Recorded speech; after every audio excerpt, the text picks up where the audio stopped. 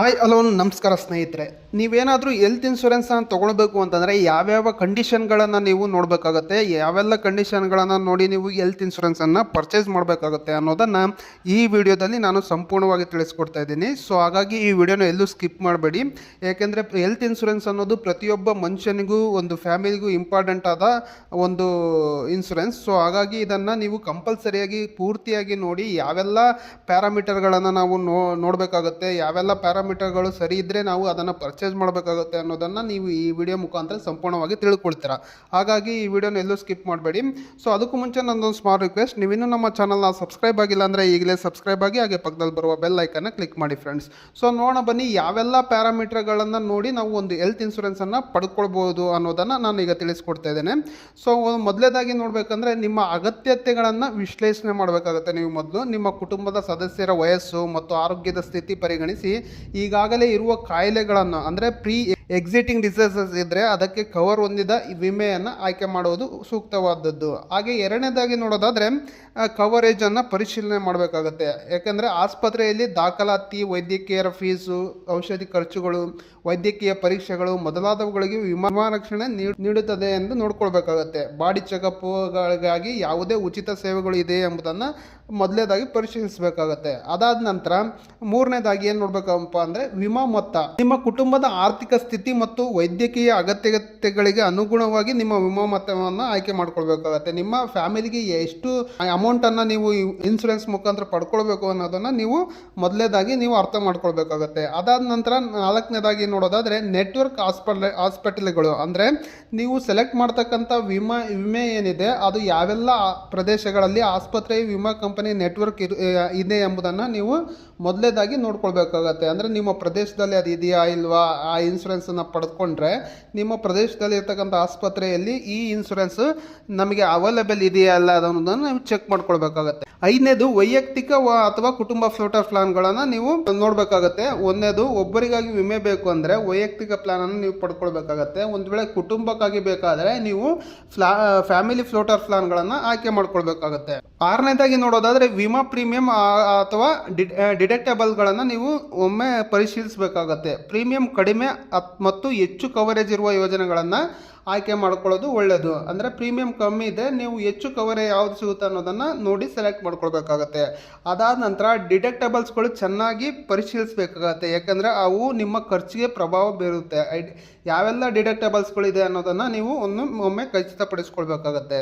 ಹಾಗೆ ಏಳನೇದಾಗಿ ನೋಡೋದಾದರೆ ಕ್ಲೈಮ್ ಪ್ರಕ್ರಿಯೆ ಯಾವ ರೀತಿ ಇರುತ್ತೆ ಅನ್ನೋದನ್ನು ನೀವು ಮೊದಲನೇದಾಗಿ ತಿಳ್ಕೊಳ್ಬೇಕಾಗತ್ತೆ. ಕ್ಲೈಮ್ ಪ್ರಕ್ರಿಯೆ ಸುಲಭವಾಗಿದೆ ಎಂದು ನೋಡ್ಕೊಳ್ಳೋದು ಇಂಪಾರ್ಟೆಂಟ್ ಆಗಿರುತ್ತೆ. ಹಾಗೆ ಆನ್ಲೈನ್ ಕ್ಲೈಮ್ ಫೆಸಿಲಿಟಿ ಇದ್ದರೆ ಅದು ಉತ್ತಮವಾಗಿರುತ್ತೆ. ಹಾಗೆ ಎಂಟನೇದಾಗಿ ನೋಡೋದಾದರೆ ಅಮೌಂಟ್ ಲಿಮಿಟೈಸೇಷನ್ಸ್ ಅಂದರೆ ರೂಮ್ ರೆಂಟ್ ಲಿಮಿಟ್ ಇರ್ಬೋದು, ICU ಚಾರ್ಜಸ್ ಇರ್ಬೋದು. ಆಸ್ಪತ್ರೆಯ ರೂಮ್ ರೆಂಟು, ICU ಚಾರ್ಜಸ್ಗಳಿಗೆ ನಿಗದಿತ ಮಿತಿ ಇರುವುದನ್ನು ನೀವು ಪರಿಶೀಲಿಸಬೇಕಾಗತ್ತೆ. ಇದನ್ನು ಕೂಡ ಹಾಗೆ ಒಂಬತ್ತನೇದನ್ನು ನೋಡೋದಾದರೆ ರಿವ್ಯೂಗಳು ಮತ್ತು ರೇಟಿಂಗ್ಗಳನ್ನು ನೀವು ಪರಿಶೀಲಿಸಬೇಕಾಗತ್ತೆ. ನೀವು ಯಾವುದೇ ಕಂಪ್ನಿಯನ್ನು ವಿಮಾ ತೊಗೊಂಡ್ರೆ ಅಂದರೆ ಇನ್ಶೂರೆನ್ಸನ್ನು ಪಡ್ಕೊಳ್ಬೇಕಾದ್ರೆ ಆ ಕಂಪ್ನಿಯ ಏನು ಜನಗಳು ಏನೋ ರಿವ್ಯೂ ಕೊಟ್ಟಿರ್ತಾರೋ ಅದನ್ನು ನೀವು ಅದರ ಆಧರಿಸಿನೂ ಆಯ್ಕೆ ಮಾಡೋದು ಸೂಕ್ತವಾಗಿರುತ್ತೆ. ಹಾಗೆ ಹತ್ತನೇದನ್ನು ನೋಡೋದಾದರೆ ಕಾನೂನು ನಿಯಮಗಳು ಮತ್ತು ಷರತ್ತುಗಳು ಅಂದರೆ ಕಾನೂನು ನಿಯಮಗಳು, ಷರತ್ತುಗಳು ಮತ್ತು ಔಟ್ ಕ್ಲೋಸಸ್ಗಳು ಚೆನ್ನಾಗಿ ಓದಿ ಅರ್ಥ ಮಾಡ್ಕೊಳ್ಳೋದು ಇಂಪಾರ್ಟೆಂಟ್ ಆಗಿರುತ್ತೆ. ಹಾಗೆ 11ನೇದೇನಂತ ನೋಡೋದಾದರೆ ಅತ್ಯವಶ್ಯಕ ಕಾಯಿಲೆಗಳ ಕವರ್ ಅಂದರೆ ಕ್ರಿಟಿಕಲ್ ಇಲ್ನೆಸ್ ಕವರನ್ನು ಯಾವೆಲ್ಲ ಕ್ರಿಟಿಕಲ್ ಇಲ್ನೆಸ್ ಕಾಯಿಲೆಗಳಿಗೆ ಕವರ್ ಆಗಿದೆ ಆ ಪ್ರೀಮಿಯಂ ಅನ್ನೋದನ್ನು ಕೂಡ ಪರಿಶೀಲಿಸಬೇಕಾಗತ್ತೆ. ಎಕ್ಸಾಂಪಲ್ ಆಗಿ ಕ್ಯಾನ್ಸರ್ ಆಗಿರ್ಬೋದು, ಹೃದಯ ರೋಗ, ಕಿಡ್ನಿ ವೈಫಲ್ಯ ಸೇರಿದಂತೆ ಗಂಭೀರ ಕಾಯಿಲೆಗಳ ವಿಮಾ ರಕ್ಷಣೆ ಕೊಡಬಹುದೇ ಎಂದು ನೀವು ಇದನ್ನು ಪರಿಶೀಲಿಸಬೇಕಾಗತ್ತೆ. ಹೆಚ್ಚುವರಿ ಪ್ರೀಮಿಯಂ ಸೂಪರ್ ಟಾಪ್ ಅಪ್ ಆಯ್ಕೆಗಳನ್ನು ನೀವು ಪರಿಶೀಲಿಸಬೇಕಾಗತ್ತೆ. ಅದಾದ ನಂತರ 12ನೇದನ್ನು ನೋಡೋದಾದರೆ ವೈದ್ಯಕೀಯ ತುರ್ತು ಪರಿಸ್ಥಿತಿಯಲ್ಲಿ ವಿಮಾನ ಪ್ರಯಾಣ, ಏರ್ ಆಂಬುಲೆನ್ಸ್ ಅಂದರೆ ಅಕಾಲಿಕ ವೈದ್ಯಕೀಯ ತುರ್ತು ಪರಿಸ್ಥಿತಿಗೆ ನೀವು ವಿಮಾನ ಆಂಬುಲೆನ್ಸ್ ಸೇವೆಗಳ ಕವರೇಜ್ ಇರುವ ವಿಮೆಗಳನ್ನು ಪಡ್ಕೊಳ್ಳೋದು ಉತ್ತಮವಾಗಿರುತ್ತೆ. ಹಾಗೆ 13ನೇದನ್ನು ನೋಡೋದಾದರೆ ಮೆಟರ್ನಿಟಿ ಕವರ್ ಅಂದರೆ ನಿಮ್ಮ ಕುಟುಂಬದ ಭವಿಷ್ಯದಲ್ಲಿ ಮಗುವಿನ ಆಗಮನದ ನಿರೀಕ್ಷೆ ಇದ್ದರೆ ನಿಮಗೆ ಮೆಟರ್ನಿಟಿ ಅಥವಾ ನವಜಾತ ಶಿಶುಗಳ ವೈದ್ಯಕೀಯ ವೆಚ್ಚಗಳಿಗೂ ಕೂಡ ವಿಮಾ ರಕ್ಷಣೆ ನೀಡುವ ಯೋಜನೆಗಳ ಮೇಲೆ ಅಂಥ ಯೋಜನೆಗಳನ್ನು ನೀವು ಪಡ್ಕೊಳ್ಳೋದು ಉತ್ತಮವಾಗಿರುತ್ತೆ. ಏಕೆಂದರೆ ವೇಟಿಂಗ್ ಪೀರಿಯಡ್ ಕಡಿಮೆ ಇದ್ದದ್ದು ಕೂಡ ಪಡ್ಕೊಳ್ಳೋದು ಉತ್ತಮವಾಗಿರುತ್ತೆ. ಇವಕ್ಕೆಲ್ಲ ವೇಟಿಂಗ್ ಪೀರಿಯಡ್ ಕೂಡ ಕೊಟ್ಟಿರ್ತಾರೆ, ಅದು ತುಂಬ ಜಾಸ್ತಿ ಇದ್ದರೆ ಅಂಥವನ್ನ ಪಡ್ಕೊಳ್ಳೋದು ಸರಿಯಲ್ಲ. ಹಾಗೆ 14ನೇದನ್ನು ನೋಡೋದಾದರೆ ಆರೋಗ್ಯ ಪರೀಕ್ಷೆಗಳು, ಹೆಲ್ತ್ ಚೆಕಪ್ಸ್ ಏನಾದರೂ ಇದ್ದರೆ ವಾರ್ಷಿಕ ಆರೋಗ್ಯ ಪರೀಕ್ಷೆಗಳ ಉಚಿತ ಸೌಲಭ್ಯ ಕೂಡ ಇರ್ತವೆ. ಅಂಥ ಇನ್ಶೂರೆನ್ಸನ್ನು ನೀವು ಪಡ್ಕೊಳ್ಳೋದು ಉತ್ತಮವಾಗಿರುತ್ತೆ.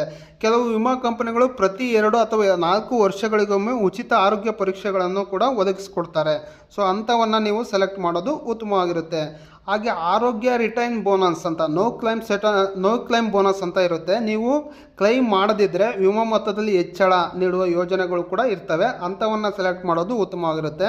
ಹಾಗೆ ಹೆಚ್ಚಿನದಾಗಿ ನೋ ಕ್ಲೈಮ್ ಬೋನಸ್ ಇರುವ ಯೋಜನೆಗಳನ್ನು ದೀರ್ಘಾವಧಿಯಲ್ಲಿ ಉತ್ತಮ ಲಾಭಕಾರ ಕೂಡ ಆಗಿರುತ್ತೆ. ಹಾಗೆ 16ನೇದನ್ನು ನೋಡೋದಾದರೆ ಆನ್ಲೈನ್ ಖರೀದಿ ಅಥವಾ ಏಜೆಂಟ್ ಮೂಲಕ ಖರೀದಿ ಮಾಡೋದು ಯಾವುದು ಉತ್ತಮ ಅನ್ನೋದನ್ನು ನೋಡೋದಾದರೆ ಆನ್ಲೈನ್ ವಿಮೆಯಲ್ಲಿ ಖರೀದಿಸುವುದರಿಂದ ಕಡಿಮೆ ಪ್ರೀಮಿಯಮ್ಮು ಮತ್ತು ಹೆಚ್ಚಿನ ಮಾಹಿತಿಗಳನ್ನು ಪಡೆಯಲು ಸಾಧ್ಯ ಇರುತ್ತೆ.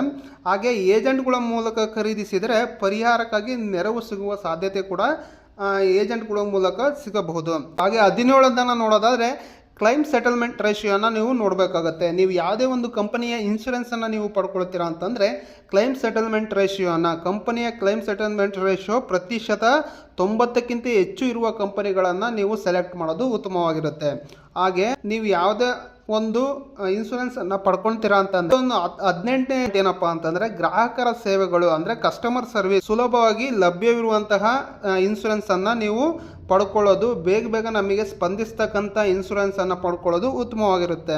ಹಾಗೆ 19ನೇದು ಏನಪ್ಪ ಅಂದರೆ ಅಂಟುಗಳು ಅಂತ ಅಂದರೆ ಸಬ್ಲಿಮಿಟ್ಸ್ ಪರಿಶೀಲಿಸಬೇಕಾಗತ್ತೆ. ಎಕ್ಸಾಂಪಲ್ ರೂಮ್ ರೆಂಟ್ ಇರ್ಬೋದು, ICU ವೆಚ್ಚ, ಡೇ ಕೇರ್ ಸರ್ಜರಿಗಳು ನಿಗದಿತ ಮಿತಿಗಳಿಗೆ ಇರುವಂಥದ್ದನ್ನು ಪರಿಶೀಲಿಸಬೇಕಾಗತ್ತೆ. ಹಾಗೆ ಶಸ್ತ್ರಚಿಕಿತ್ಸೆಗಳ ವೆಚ್ಚಗಳಿಗೆ ಶೇಕಡ ಮಿತಿ ಇದ್ದರೆ ವಿಮಾ ಕಂಪನಿ ನಿಯಮಾವಳಿಗಳನ್ನು ಓದಿಕೊಳ್ಳೋದು ಉತ್ತಮವಾಗಿರುತ್ತೆ.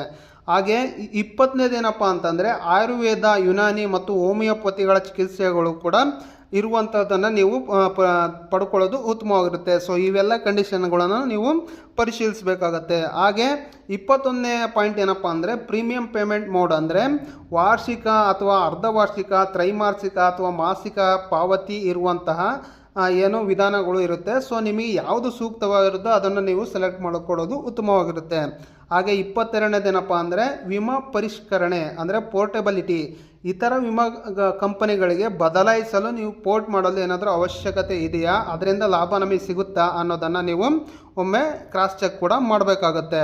ಹಾಗೆ 23ನೇದೇನಪ್ಪ ಅಂದರೆ ಅತ್ಯವಶ್ಯಕ ಹೊರ ವಿಡಿಕೆಗಳು ಅಂದರೆ ಎಕ್ಸ್ಕ್ಲೂಷನ್ಸ್. ವಿಮೆಯಲ್ಲಿ ನೀಡಲಾದ ಚಿಕಿತ್ಸೆಗಳು ಅಥವಾ ವೈದ್ಯಕೀಯ ಖರ್ಚುಗಳು ಸಂಪೂರ್ಣವಾಗಿ ಅದನ್ನು ನೀವು ಓದಿ ತಿಳ್ಕೊಳೋದು ಕೂಡ ಉತ್ತಮವಾಗಿರುತ್ತೆ. ಹಾಗೆ ಮತ್ತೆ 24ನೇ ಏನಪ್ಪ ಅಂದರೆ ವಿಮಾ ಕಂಪನಿಯ ವಿಶ್ವಾಸಾರ್ಹತೆ ಅಂದರೆ IRDAI insurance regulator of development authority of India ಅಡಿಯಲ್ಲಿ ದಾಖಲಾಗಿರುವ ಕಂಪನಿಗಳನ್ನು ಆಯ್ಕೆ ಮಾಡ್ಕೊಳ್ಳೋದು ಕೂಡ ಉತ್ತಮವಾಗಿರುತ್ತೆ. ಸೊ ಅದನ್ನು ನೀವು ಕಂಪಲ್ಸರಿಯಾಗಿ ನೋಡಬೇಕಾಗತ್ತೆ.